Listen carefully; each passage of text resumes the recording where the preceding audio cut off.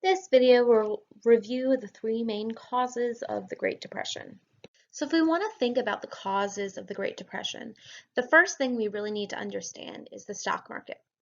A stock is really just a teeny tiny small piece of a business, a company. So when you talk about people bought a stock or a share of a company, you're really buying just a teeny tiny little piece of that company. So when people are saying, I bought a share of Google, you are owning like a tenth of a percent of Google. But because of that, when Google does well, you get a tenth of a percent of the money that Google makes. So a really teeny tiny small part. So when companies do well, the price of their stocks, the price of their value goes up. When companies don't do well, their prices go down. And when a company goes out of business, any stock you own, it's worth nothing. And this is really important when we start thinking about what was going on in the 1920s. The stock market is a place where stocks are bought or sold. And now we tend to do this online, like you go to E-Trade or whatever, platform you have. But in the past, you would have to talk to someone who was actually in New York on Wall Street to buy and sell your stocks. Historically, what was going on the stock market.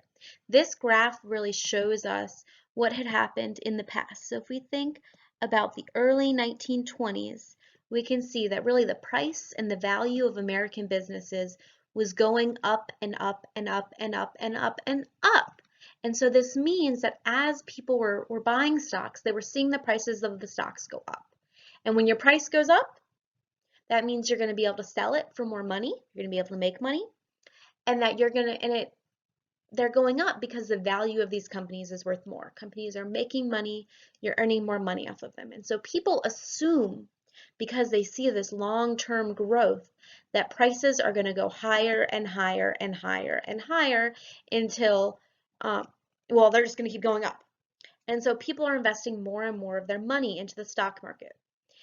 People are even borrowing money from banks and investing that money in the stock market because they're assuming the prices are always going to go up, they're going to be able to pay the banks back. But then all of a sudden, in 1929, we see this really big dip, and that's the crash. And then, as you can see, all the way through the early 1930s until 1932, it's pretty much going down and down and down and down. And that is really going to wipe out all the money that people had earned. So they've been earning more and more money, investing in the stock market, and then bam, those shares are worthless. Their savings are gone.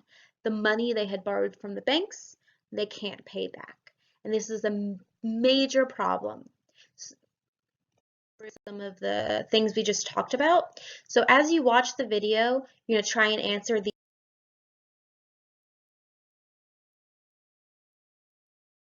next cause of the Great Depression. We need to understand this word here, tariffs. A tariff is a special kind of tax, and it's a tax that's only on goods that come into the United States that are made in another country and sold here. So it's really important for us to understand this, so let's look at this chart and try and get a bigger idea. So if we're thinking about the mug, a mug, say the same mug, let's say if it's made in the United States, it's $2, but it's made in England, they can only sell it for $1.50. And that's, lots of different reasons. They might pay their workers less, they might not have the same rules as far as safety that we might have. Well, of course, if it's the same exact mug, people are going to buy the cheaper one. They're going to buy the one made in England. And this is a problem for many Americans. We want to make sure that American factories can stay in business because people want jobs. People want to be able to make money. The government wants to be able to make money. They can only tax factories that still are in business. So the government decides that they want to make an extra tariff, an extra tax on the mugs coming into the United States from England. And let's say they decide they are going to charge an extra $1. Well, that original $1.50 plus that extra $1 is going to be $2.50. So now any mug coming into the United States from England is going to cost $2.50. So of course, if they're the same exact mug, people are going to buy the one that's $2, the American mug. And this is going to help American factories stay competitive and stay in business. Let's think about this stapler. So we say the stapler, if it's made in the US, is $3, but if it's made in England, it's only $2. So right now, take a second to answer question number 1. Just write down your answer somewhere on the page. The correct answer for question number 1 is 3, because 5 minus 2 is 3. So if it was originally $2 and then it became $5, it must be 3. Take a second to answer question number 2. After the tariffs, of course, the American one is going to be cheaper. This is the goal of the tariffs. So take a second to answer 3 and 4.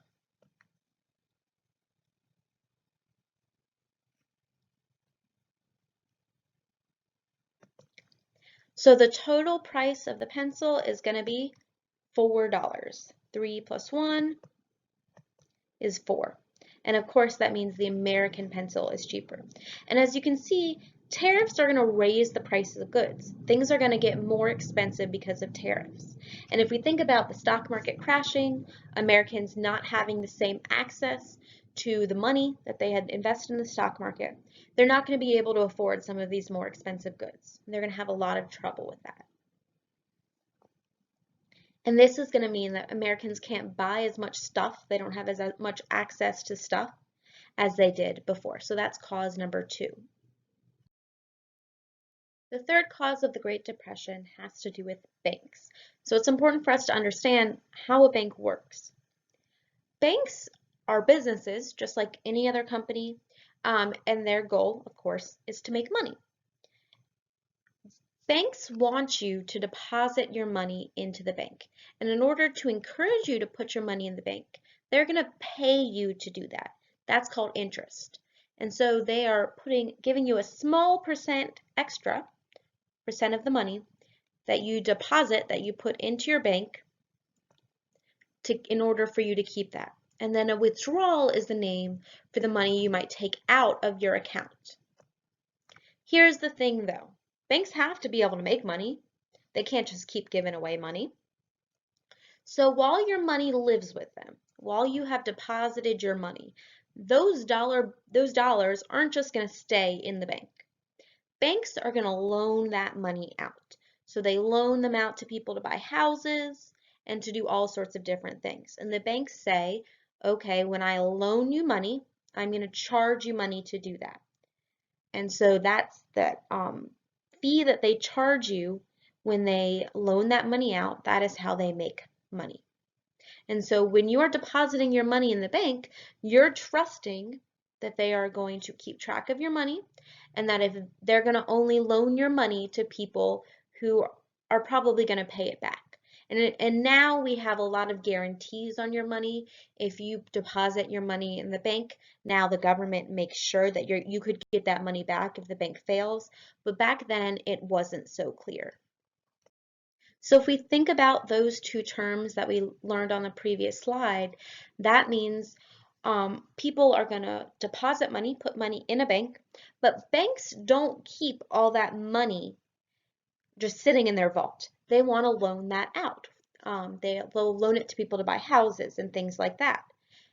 And back in the 1920s, people were borrowing that money to buy stocks.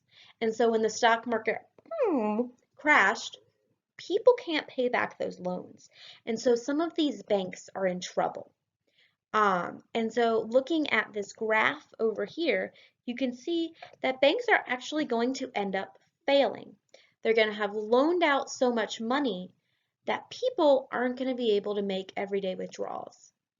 So people panic and they're going to run to the bank. So let's say Bank A loaned out too much money, they run into trouble, they start not being able to give people the money they had deposited in the bank. Well, people are going to freak out and they're going to tell their friends, and their friends are going to run to the bank.